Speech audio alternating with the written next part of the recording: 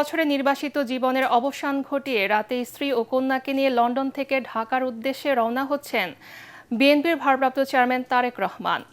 স্মরণকালের সবচেয়ে বড় গণজমায়েত ঘটিয়ে দলের শীর্ষ নেতার স্বদেশ প্রত্যাবর্তনকে ঐতিহাসিক স্মরণীয় করে রাখতে সব প্রস্তুতি শেষ করে এনেছে বিএনপি। বিমানবন্দর থেকে পূর্বাচলে ৩০০ ফিট এলাকায় সংবর্ধনায় যোগ দিয়ে দেশবাসী আর নেতাকর্মীদের ধন্যবাদ জানাবেন তারেক রহমান। সেখান থেকে এভারকেয়ার হাসপাতালে চিকিৎসাধীন মাকে দেখতে যাবেন তিনি। তারেক রহমানের স্বদেশ প্রত্যাবর্তনের বিস্তারিত জানাচ্ছেন মইনুল আহসান।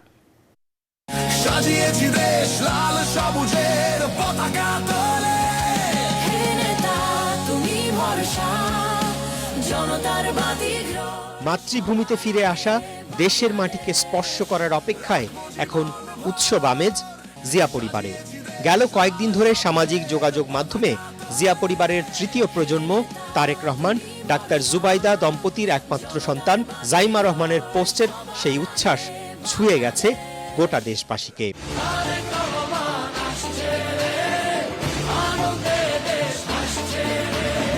দীর্ঘ প্রায় ১.৫ যুগ পর দলের ভারপ্রাপ্ত চেয়ারম্যান তারেক রহমানের দেশে ফেরাকে কেন্দ্র করে উৎসব আমেজ এখন গোটা দেশের বিএনপি নেতাকর্মীদের মাঝে।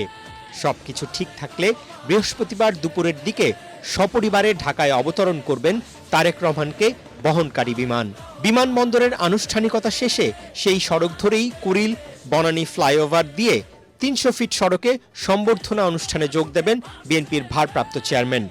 সম্বর্ধনা আর যাত্রাপথে অর্ধকোটি জনসমাগম ঘটিয়ে দলের আগামী দিনের কাণ্ডারির দেশে ফেরার দিনটিকে ঐতিহাসিক করে রাখার সব আয়োজন শেষ করে এনেছে বিএনপি।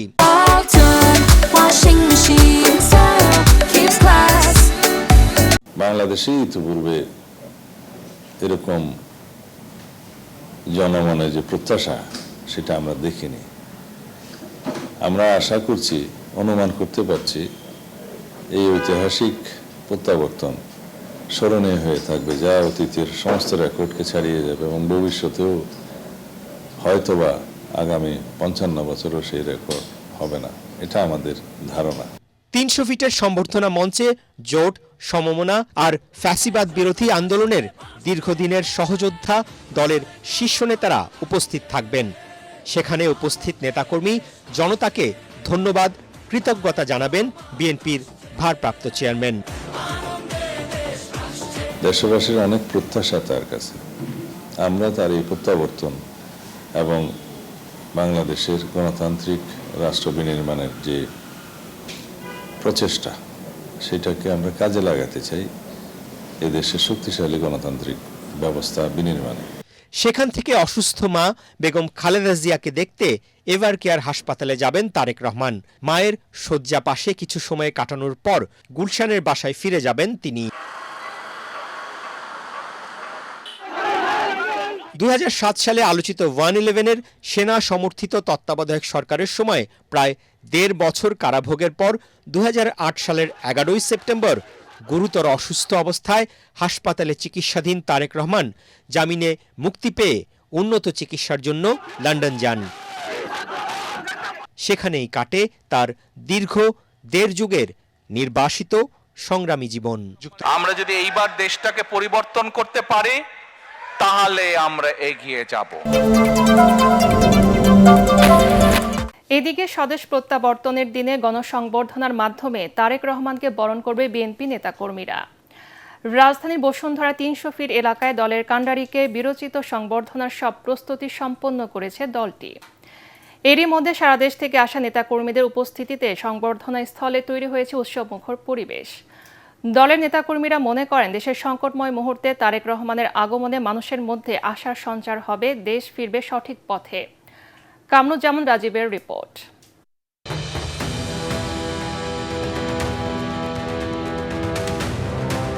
সব শঙ্কার অবসান ঘটিয়ে অবশেষে স্বদেশের মাটিতে পা রাখছেন বিএনপির ভারপ্রাপ্ত চেয়ারম্যান তারেক রহমান। দীর্ঘ ১৭ বছর নির্বাসিত জীবনে থাকা প্রিয় নেতাকে বরণ করে নিতে তাই কোনো কমতি রাখতে চান না বিএনপি নেতাকর্মীরা। তার স্বদেশ প্রত্যাবর্তনকে স্মরণীয় করে রাখতে রাজধানীর ৩০০ ফিটের ৩৬ জুলাই অ্যাভিনিউতে আয়োজিত গণসংবর্ধনায় অংশ নিতে দেশের সব জেলা থেকে আসছেন নেতাকর্মীরা। রেকর্ড সংখ্যক মানুষের উপস্থিতিতে তারেক রহমানকে বরণ করতে চান তারা। আমি মৌলভীবাজার থেকে এসেছি আমার নেতাকে একটা পলক দেখার জন্য। আজকে দুদিন যাবত এখানে অবস্থান করতেছি। এখানে আসছি শুধু তারেক রহমানের ভালোবাসার জন্য। সে মাটি ও মানুষের নেতা। তারেক জিয়া যদি আসে বাংলাদেশের মাটির মাঝে, তাহলে এটা দেশ সুন্দরভাবে চলবে, দেশ মুক্ত হইব ইনশাল্লাহ। নেতাকর্মীরা বলছেন, বর্তমান রাজনৈতিক প্রেক্ষাপটে তারেক রহমানের দেশে ফেরা অত্যন্ত তাৎপর্যপূর্ণ। দেশের মানুষ পাবে সঠিক নেতৃত্ব। বাংলাদেশের ইতিহাসের এক নতুন সন্ধিক্ষণে আমরা মিলিত হচ্ছি। নতুন এক ইতিহাসের সঙ্গে দেশবাসী আমরা পরিচিত হব ইনশাআল্লাহ। তারেক জিয়া আসলে এই দেশের উন্নয়ন হবে, এই দেশকে একটা দুর্নীতিমুক্ত সুশাসনযুক্ত দেশ গড়বে। গণসংবর্ধনার সার্বিক প্রস্তুতির বিষয়ে অভ্যর্থনা কমিটির আহ্বায়ক সালাউদ্দিন আহমদ জানান, রাজধানীর সবগুলো প্রবেশমুখে থাকবে অভ্যর্থনা কেন্দ্র, থাকছে মেডিকেল ক্যাম্প। ইতিহাসের বৃহত্তম গণসমাবেশকে স্মরণীয় করে রাখতে নেতাকর্মীদের শৃঙ্খলা বজায় রাখার আহ্বান জানান তিনি। জনদুর্ভোগের বিষয় মাথায় রেখে আমরা রাজধানীর কেন্দ্রীয় কোনো স্থানে, যেমন সরোয়ার্দী উদ্যান বা মানিক মিয়া এভিনিউকে আমাদের কর্মসূচিতে অন্তর্ভুক্ত করিনি। আমাদের শত চেষ্টা সত্ত্বেও এই আয়োজনে যতটুকু জনদুর্ভোগ হবে সেই জন্য আমরা আন্তরিকভাবে জাতির কাছে, সকলের কাছে আগাম দুঃখ প্রকাশ করছি ও ক্ষমা প্রার্থনা করছি। আইনশৃঙ্খলা বাহিনীর সাথে সমন্বয় করে সাজানো হয়েছে পুরো গণসংবর্ধনার নিরাপত্তা ব্যবস্থা। আর মাত্র কয়েক ঘন্টার অপেক্ষা। 17 বছরের নির্বাসিত জীবন শেষে দেশে ফিরছেন তারেক রহমান। তাকে বরণ করে নিতে মঞ্চ প্রস্তুত নেতাকর্মীরা। তারা বলছেন, তারেক রহমানের এই আগমনের মধ্য দিয়ে শেষ হবে সব ষড়যন্ত্র, দেশ ফিরে পাবে গণতন্ত্রের নতুন দিগন্ত। বিএনপির ভারপ্রাপ্ত চেয়ারম্যান তারেক রহমানের নিরাপত্তায় দলের পক্ষ থেকে যে ধরনের সহায়তা চাওয়া হবে সরকার তা দিবে বলে জানিয়েছেন প্রধান উপদেষ্টার প্রেস সচিব শফিকুল আলম। ফরেন সার্ভিস একাডেমিতে এক ব্রিফিংয়ে কথা জানান তিনি।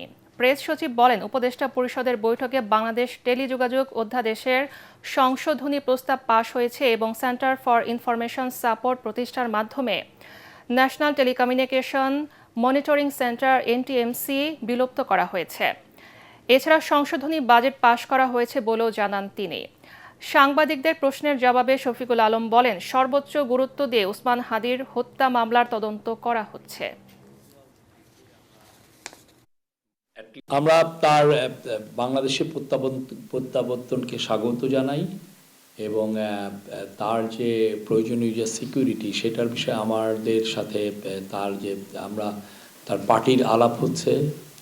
এটা তার যতটুকু তারা চাচ্ছেন, যে সমস্ত মেজার পলিটিক্যাল বিএনপির সাথে কথা বলে সেগুলো বিষয়ে।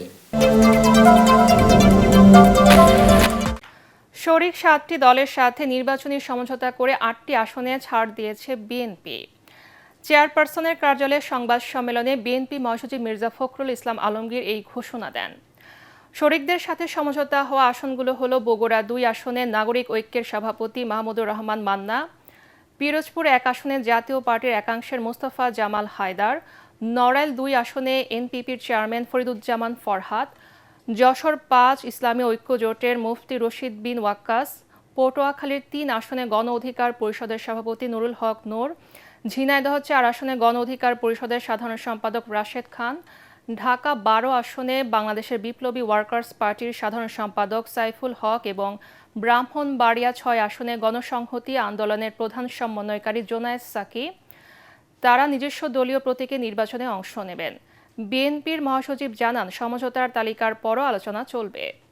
বিএনপি মহাসচিব বলেন, কুমিল্লা 7 আসনে রেদওয়ান আহমেদ এবং ঢাকা 13 আসনে এনডিএম এর চেয়ারম্যান ববি হাজ্জাজকে দেওয়া হয়েছে। রেদওয়ান আহমদ ও ববি হাজ্জাজ বিএনপিতে যোগ দিয়ে ধানের শীষ প্রতীক নিয়ে ভোট করবেন।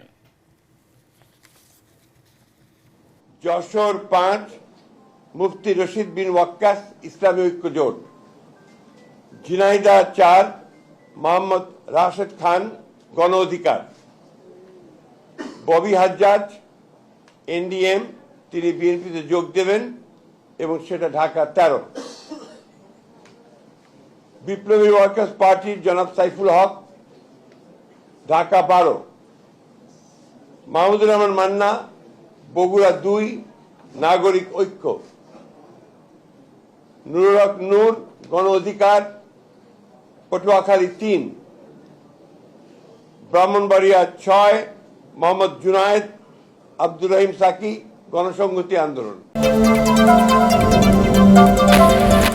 এদিকে ঋণ খেলাপির তালিকা থেকে নাম বাতিলের নির্দেশনা চেয়ে নাগরিক ঐক্যের সভাপতি মাহমুদুর রহমান মান্নার করা রিট খারিজ করে দিয়েছে হাইকোর্ট। এতে জাতীয় সংসদ নির্বাচনের সদস্য পদে প্রার্থিতা হারাচ্ছেন তিনি। বিচারপতি বজলুর রহমান ও বিচারপতি মঞ্জুর আলমের সমন্বয়ে গঠিত হাইকোর্ট বেঞ্চ বুধবার শুনানি শেষে এই আদেশ দেন। গত 10 ডিসেম্বর মাহমুদুর রহমান মান্নার আফাকু কোল্ড স্টোরেজ লিমিটেডের কাছে খেলাপি 38 কোটি টাকা আদায়ের জন্য নোটিশ জারি করে ইসলামী ব্যাংক। নির্ধারিত সময়ের মধ্যে টাকা পরিশোধ না করলে তার বিরুদ্ধে আইনগত ব্যবস্থা নেওয়ার কথাও নোটিশে বলা হয়। আগামী 28 তারিখ চেম্বার আদালতে এই আদেশের বিরুদ্ধে আবেদন করবেন মান্নার আইনজীবীরা।